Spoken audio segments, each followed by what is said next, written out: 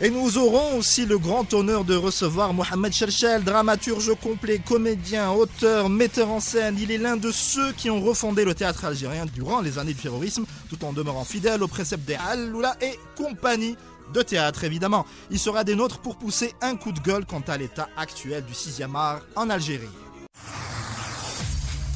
Shazam, l'émission qui te lave derrière les oreilles. Alors, on termine l'émission avec vous, monsieur Mohamed Cherchel. Vous êtes dramaturge, vous êtes comédien. On vous doit notamment l'Aïcha qui a eu beaucoup de retentissement dans le monde théâtral et dans le monde des arts et des lettres tout court. Mais là, on va plus parler de l'état de déliquescence, allez, j'ose le mot, du théâtre algérien. Il va si mal que ça ? Malheureusement, oui. J'ai du mal à le dire, mais non, on sent que ça vous fait mal quelque part. Oui, c'est la vérité. Notre théâtre est touché dans son professionnalisme, il est touché dans son éthique. Alors, j'ai lu vous avez écrit un plaidoyer que j'ai croisé sur les réseaux sociaux, c'est la raison justement de votre invitation. Vous avez eu des problèmes avec des machinistes, il y a un éclairagiste de votre pièce qui a été obligé de quitter, de démissionner à cause de pression. C'est un univers impitoyable, le TN1. Écoutez, le metteur en scène, c'est un porteur de projet. Il est très, très important qu'il se trouve dans un théâtre. Clairement. Notre malheur dans nos théâtres, et plus spécifiquement au Théâtre National, il n'y a aucun metteur en scène, c'est la vérité. Aucun metteur en scène porteur de projet dans ce théâtre. Mais on voit que des pièces sont en train d'être montées, plusieurs pièces sont en train d'être montées au Théâtre National. On en parle très souvent à la Chat-3, notamment via Sida Ali Fares, qu'on salue. Mais le problème, les gens qui sont derrière ces spectacles-là, c'est des acteurs reconvertis en metteurs en scène. Par la force des choses. Et c'est là le problème du Théâtre National. Devenir metteur en scène par ancienneté, ça n'existe qu'en Algérie. Tout à fait. Le problème, c'est qu'ils sont majoritaires. Le Théâtre National, il n'a que ce genre de metteurs en scène. Les vrais metteurs en scène sont dehors. Moi, personnellement, par exemple, je suis libéral. Et ça ne m'intéresse pas travailler au Théâtre National. Vous avez travaillé à Thiers notamment, vous avez monté... Parce que les conditions de la création théâtrale ne sont pas réunies. Ils sont inexistants dans le théâtre. Parce que le théâtre, écoutez, Stanislavski a dit, le grand Stanislavski, c'est parmi les fondateurs du théâtre moderne, émotionnel. Hein? Il a dit que l'acteur, c'est comme un soldat, il doit se soumettre à une discipline de fer. Moi, je dirais plus.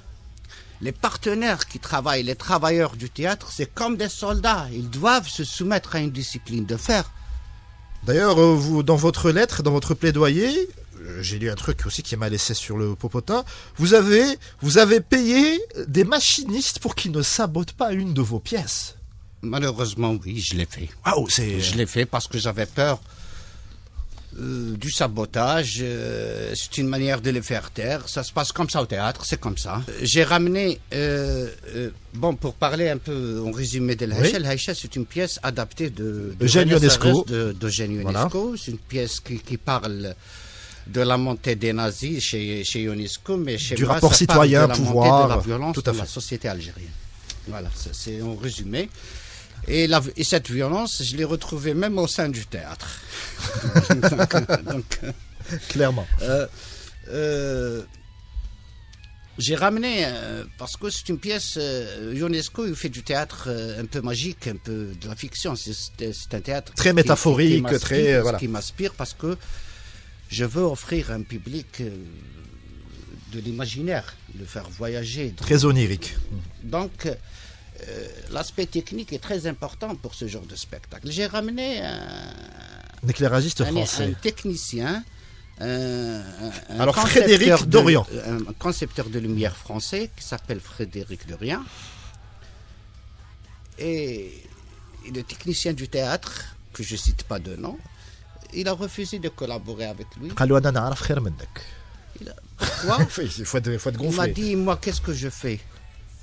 Mais tu n'es pas concepteur, tu es technicien. Il y a une différence entre technicien qui allume et... Qui éteint et encore. Il a refusé de collaborer avec... Des caprices. Comme non, ça. mais c'est comme par exemple... Comme l'artiste qui ramène un ingénieur du son parce qu'il connaît le son du groupe. Oui. Donc je pense que c'est tout à fait normal de ramener le concepteur qui maîtrise et qui est dans le projet. Voilà, donc le metteur en scène, il travaille avec beaucoup de partenaires artistiques et c'est ça, le théâtre est un art d'équipe. Bien sûr, oui. C'est pas un art individuel, c'est un art d'équipe.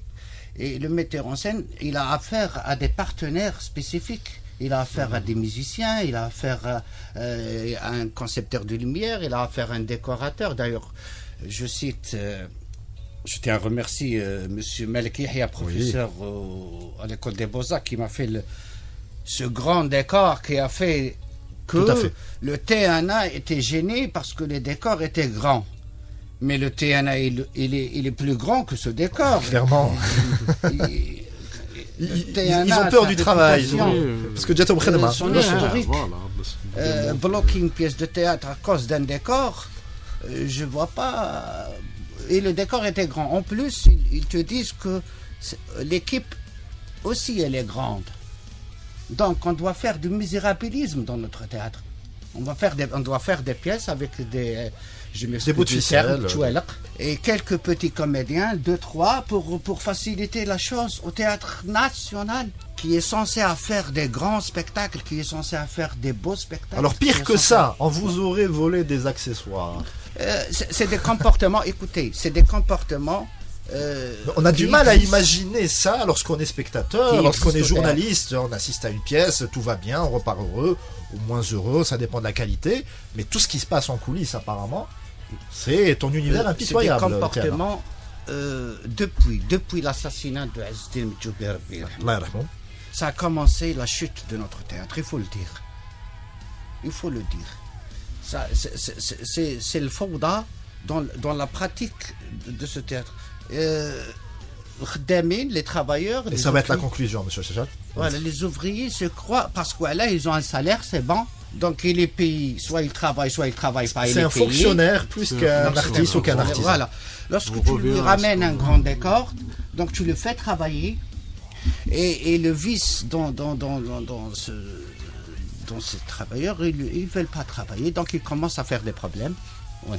Ils commencent à faire des pierres mettre des bâtons dans les roues de... Voilà, dans les roues. Je vous cite un exemple. À Constantin, par exemple, les comédiens, parce que j'ai un décor de 3 étages, oui. Les comédiens jouaient au 3e étage et les machinistes démontaient le décor en bas. C'est extraordinaire. Et beaucoup d'exemples. Donc, ça ne travaille pas le théâtre.